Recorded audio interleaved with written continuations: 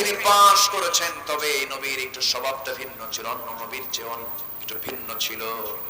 সব নবীর মেজাজ ছিল একরকম, এই নবীর মেজাজটা একটু ভিন্ন রকম। রাগ একটু কম না বেশি?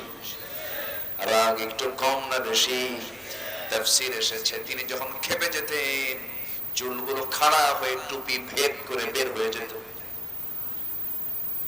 খুব রাগী নবী ছিলেন, প্রচন্ড মেজাজ ছিল তার। কেন মেজাজি হবেন না তিনি? তার হাতে লাঠি থাকতো সব সময়ের জন্য, কারণ তার মেজাজ যদি নরম হতো ফেরাউনকে মোকাবেলা করা কঠিন হয়ে যেত।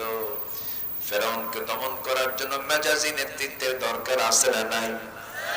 শুধু হাতে তসবিহ নিলে হবে না, আমার নবী তরবারি হাতে নিয়েছেন, মুসা নিয়েছেন শক্ত লাঠি। ফেরাউনদেরকে মোকাবেলা করার জন্য প্রয়োজনে মুসার লাঠি হাতে নিয়ে রাজপথে লড়াই করতে হবে মুসলমান।